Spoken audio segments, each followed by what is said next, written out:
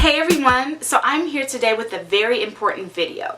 I was invited, yes, Afro-Millennial, by Google to attend this amazing event in Venice, California. So this event was called Lynching in America, and it's confronting the legacy of terror, of racial terror in this country. And this event was put on by EJI, which is the Equal Justice Initiative, and it was also put on by Google.org, which is why it was hosted there. So at this amazing event, I was able to meet a lot of people from the media and network, but the main goal of the EJI, the Equal Justice Initiative, and studying the history of lynching in this country is that they have actually, not only have they created a website that's interactive, but they've also created high school lesson plans. And their goal is to basically talk about the unrecognized history of lynching in this country. It has not been widely expressed in our education system in this country or at all. So they've done tons and tons of research, and they've worked really hard to put together this website. And they've also made, like I said, high school lesson plans so that it can responsibly be taught to the youth, so that our new people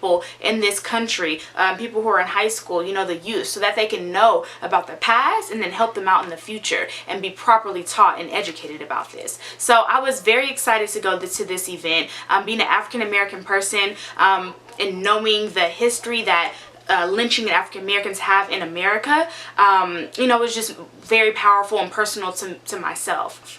Also, very, very important, they have a website that's launching today, and it's called lynchinginamerica.eji.org. Again, lynchinginamerica.eji.org. So I'm going to tell you more about this interactive website. I was able to get a sneak preview through this event, and when I tell you, take out the time today to go ahead and click that link and go to this website. I promise you, you will learn something, and you probably will be personally impacted and changed. I promise you that. So yeah, go ahead and check out lynchinginamerica.eji.org, and I'm going to sort of walk you through my amazing experience. This is my first time doing an event with Google and being invited as a media person, and it was amazing. I learned so much. We got to speak to people from the EJI board, people from Google.org, and hearing more about their initiative and how powerful this movement is, and I'm very happy to be a part of it.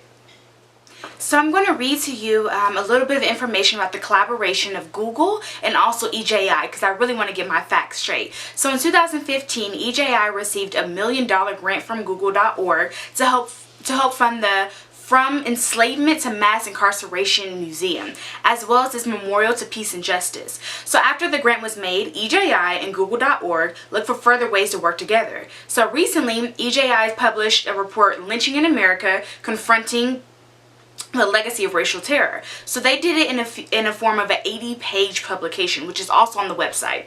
And it seemed like an opportunity to leverage Google's expertise. This organization, Google, has raised so many more millions of dollars now to contribute to this. And it's really been great. So also there's the launch of this project. Google.org agreed to donate another $1 million to EJI to support their racial justice work, just for the organization. So I just wanted to read this from the pamphlet just to really give you that concise information and let you know how powerful this movement is and how involved Google is in the work that EJI has already done. So when I first got to the event, the location was super secret. It was like top secret. I've been to Venice before, but I've never been to the Google building. So we finally found the entrance, and there was food, y'all, and there were beautiful, beautiful folks. A lot of people from the media were there. We were all networking and socializing. You know, I love to schmooze every now and then. So that was great. And then the event started. We got a lot of people from Google.org and also a couple people from EJI to actually speak to us and give us a little information about the program and what was going on. So that was incredible. And then we went into a Q&A. So we were able to ask plenty of questions. And there's one question I had that I wasn't able to ask the board and the committee, the people from Google.org and EJI. But don't worry, I'm going to ask you all, and I want to see your responses in the comments at the end of this video. So first, they took us over to the booth where there was basically like this platform, and it was like a huge screen, and it was like an interactive website, so we're able to engage. So we had these headphones, and first we were able to listen to different people's stories that had discovered that there was a generational lynching in their family. And although these stories are very tragic and sad, there was a certain moment of empowerment and gratefulness that I felt, just to know that my people had gone through this in this nation, and here I am able to go to college and be a filmmaker. So it was really great for me personally, and then also I just learned a lot of history, and it sort of turned something in me and made me more interested in my past past, in my family. And then there is the report on the website. So you can go look at this, and it's basically that 85-page document that basically tracks the terror of lynching in America. And I got to read most of the report, but not all of it. But now that the website is launched, I plan to do more reading. And then there's an About tab, and that's about EJI and what they're doing and their different programs and this museum that they have coming up and their fund, and you can also donate to them. And then I was able to explore this huge map, which was incredible. So they basically started this map post-Reconstruction. They have little red areas around the United States of America, and it tells you the amounts of lynchings that were publicly reported in each county. So I have roots in Texas, and I also have roots in Virginia. So I looked up some cities that I know my family is from, towns, and just looked up the lynchings that were documented, and there were incredible amounts. When I say incredible, I do not mean a positive connotation.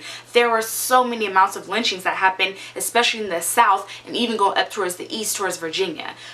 So it was just really powerful to kind of connect to my people and be able to look in certain states that I know my family is from and really kind of explore and see if they had documented this and took the time and the research to look up all these counties and the lynchings that were reported. And then lastly, but definitely not least, they have a short film, and it's called Uprooted, and I was able to watch this, and it's basically about a woman who, you know, got interested in her family background and didn't know her grandfather and wanted to know more information about her grandfather. So what happened is her grandfather was lynched in Louisiana, and her family had to flee because he had gotten lynched. And basically what happened is he was accused, falsely accused. There was no evidence of him passing a note to a white woman. So it's obvious he didn't do it. There was no evidence. It was just her word against his. So the court had to technically let him go. But when he left outside the back of the courtroom door, there was a lynch mob waiting for him. And there was a public lynching of over 100 people there to watch him be hung. You can watch this short film and get more information about it. I don't want to give it all away. But it's about this woman who then goes back to the site that her grandfather was lynched and sees the property that he owns and, you know, where his old home was and church, and it's just really incredible and powerful documentary. So I suggest you all watch it. It's about less than 10 minutes. It's an incredible short film called Uprooted. So that was all that I saw at the kiosk. Again, so much information. I was able to network with so many people, and it was truly incredible. So go ahead and check out that website. So my question for you is, has social media helped spread the fear of modern day lynchings, or has it helped spread awareness and catalyze for a change? For example, when Eric Garner was, I say publicly lynched, honestly, there are people there watching, but we were recorded, but it was recorded, so we around the world got to watch it. Back in the day, they would have lynching events, so they would have thousands of people come from different counties just to watch certain black people and people of color be lynched. Nowadays, we don't have that as often, right? It's not as publicized. However, if someone is lynched or murdered in the middle of the street, we all have our camera phones, which means although there are not 1,000 people on a lawn yelling racial slurs, there are 1 million people watching all over the world. So in a way, our lynchings are still public. And my question to you is, has social media helped catalyze change and bring awareness, or has it hurt it by making public lynchings, instead of just in a county, now nationwide and worldwide? That's my first question to you.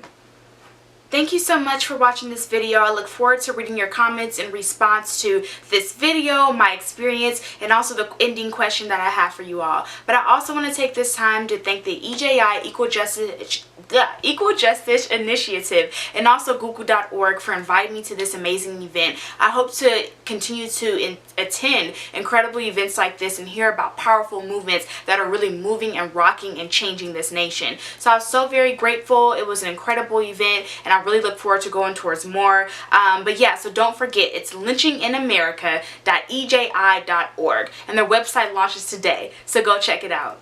All right, until next time.